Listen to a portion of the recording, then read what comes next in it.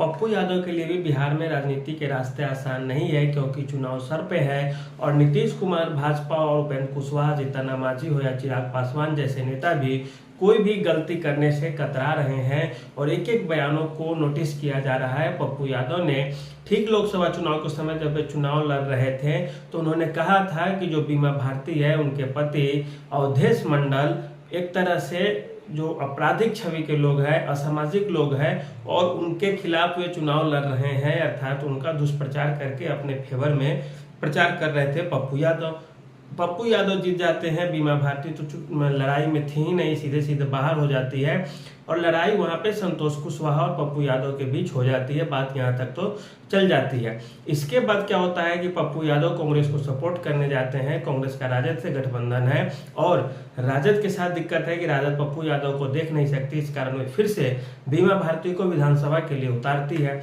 अब क्या है, बीमा भारती का प्रचार प्रसार करने के लिए पप्पू यादव और लालू यादव में नेगोशिएशन की स्थिति आ जाती है। नेगोशिएट करने लगते हैं दोनों एक दूसरे को कि बीमा भारती को किसी तरह से जिताया जाए और यदि सांसद का प्रत्याशी होकर यदि विधानसभा लड़ती है और फिर भी यदि चुनावें हार जाती हैं तो एक तरह से पार्टी की बहुत बड़ी बदनामी होगी। अब इसमें राजद का भी चाल है कि राजद चाहती है कि बीमा भारती को वहां पे स्टैंड करे, विधायक बनाए और विधायक बने, इस क्षेत्र से प्रचार करे, इस क्षेत्र में करे, फिर से बाद में पप्पू यादव को वो टारगेट कर सके। पप्पू यादव भी यह बात नहीं समझ पा रहे हैं। वो कहते हैं ठीक है प्रचार करेंगे, लेकिन अंदर ही अंदर करेंगे या नहीं करेंगे तो परिणाम बताएगा। खैर ये बात सब तो बात की चीजें हैं। अब बात यहाँ नया फंसती है कि पप्पू यादव से जब पूछा जाएगा या जनता पूछेगी कि आप 1 महीना पहले जिसे असामाजिक बता रहे थे वह 1 महीने बाद ही कैसे सामाजिक हो जाता है और उस व्यक्ति के लिए आप प्रचार करेंगे कैसे। पप्पू यादव बेबाक बोलने के लिए तो जाने जाते हैं, लेकिन इस मामले में भी क्या वे बेबाक बोलना चाहेंगे। दूसरी बात है कि अशोक चौधरी को वे टारगेट पे लेते हैं। अशोक चौधरी जदयू के एक प्रतिष्ठित नेता है और कहा जाता है कि जैसे जदयू में कद ललन सिंह का है, संजय झा का है, उसी तरह से अशोक चौधरी का भी कद है। नीतीश कुमार के बाद यही 2-3 लोग आते हैं जदयू में जो बड़े और सीनियर लीडर के तौर पे जाने जाते हैं। अशोक चौधरी के लिए कहते हैं कि वे अपने पिता के कारण जदयू की राजनीति में आते हैं। पप्पू यादव अपने से तुलना करते हैं। यदि उधर से भी अशोक चौधरी बोल दे पप्पू यादव की कि वो तो अपने पिता के तौर पे आते हैं, उनके कारण राजनीति में आते हैं, लेकिन पप्पू यादव भी तो अपराध की दुनिया से राजनीति में आते हैं। उनके ऊपर विधायक की हत्या करने का आरोप लगा है दिन दहाड़े और सच बात भी है बहुत हद तक कि अजीत सरकार यदि नहीं मारे गए होते तो पप्पू यादव कभी उस क्षेत्र में नेता बन ही नहीं पाते। और बात दूसरी रही कि उसमें वे नामजद रहे हैं, कई और मामलों में नामजद रहे हैं। पप्पू यादव कोई बहुत अमीर घर से नहीं आते थे, लेकिन वे भी अभी करोड़पति के अरबपति हैं, क्योंकि बहुत ज्यादा वे भी पैसा बांटते हैं, खर्च करते हैं लोगों में। तो ये सब व्यक्तिगत लड़ाई अलग है, अतीत में नहीं जाना चाहिए पप्पू यादव को, क्योंकि कोई भी नेता शीशे के घरों में बंद होता है और वह उसको पत्थर नहीं मारने चाहिए। राजनीति हर आदमी दूसरे के कंधा पर पैर रख के ही किया है, आज तक पूरा इतिहास रहा है और पप्पू यादव भी उसी में से हैं, क्योंकि पप्पू यादव ने भी 1-2 नेताओं को खत्म करके ही पप्पू यादव को नहीं भी बोले, जब 1-2 नेता खत्म हुए तभी पप्पू यादव भी आगे बढ़े हैं, नहीं तो उन नेताओं के सामने पप्पू यादव की कोई छवि थी ही नहीं। अब बात रहती है आगे चुनाव कैसे होंगे। बिहार में तो विधानसभा के चुनाव होने हैं, उसमें कांग्रेस के गठबंधन के तरफ से पप्पू यादव क्या एक अच्छा चेहरा होंगे, क्योंकि वहां पे अखिलेश सिंह भी पहले से मौजूद है।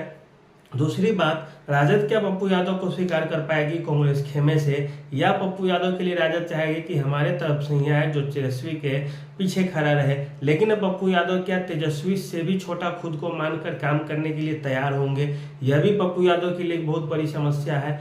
और दूसरी बात है कि क्या राजद पप्पू यादव को इतनी आसानी से स्वीकार कर लेगी, या पप्पू यादव को फिर से बीमा भारती के सहारे घेरने की कोशिश की जाएगी पूर्णिया में, ताकि पूर्वांचल के क्षेत्रों में पप्पू यादव बड़ा चेहरा न बन जाए। हर चीज के बावजूद पप्पू यादव निर्दलीय सांसद है और वे चाह के भी कुछ नहीं करने वाले हैं जब तक कि केंद्र में भाजपा मोदी की सरकार रहने वाली है। ये कुछ मांग भी करेंगे, कार्रवाई का भी आश्वासन लेंगे या कुछ पूछेंगे भी, सरकार नहीं करेगी तो आप कुछ नहीं कर पाएंगे, क्योंकि राज्य में जदयू की सरकार है, वो भी विपक्ष की है, केंद्र में भाजपा की सरकार है, वह भी विपक्ष की सरकार है।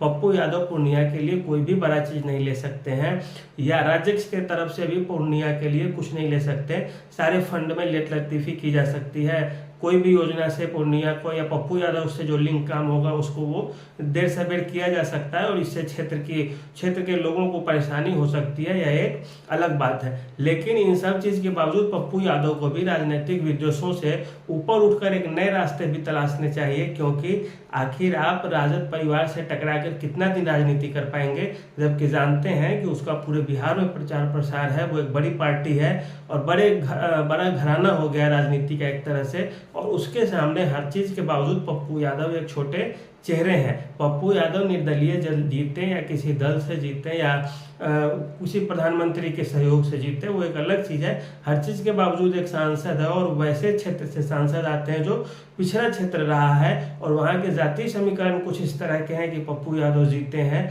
अन्यथा ये नहीं कहा जा सकता कि निर्दलीय प्रत्याशी होने के बावजूद कोई सांसद का चुनाव किसी क्षेत्र से जीत लेगा। तो इसका सबसे बड़ा उदाहरण हम देते हैं कि पप्पू यादव जो चुनाव लड़े हैं, कभी भी नन यादव मुस्लिम बेल्ट से आकर चुनाव लड़े और लोकसभा में सांसद बन के आ जाए, तब उन्हें माना जाएगा कि वो काफी कद्दावर नेता है। और अपने जाति का या कैडर वोटरों का जो इलाका होता है वहां से तो कोई भी जीत के आ जाएगा। और बिहार में लगभग 25 से 30 ऐसी लोकसभा की सीटें हैं जहां पे जिस जाति की बहुलता है उसी जाति के लोग चुनाव जीत के आते हैं।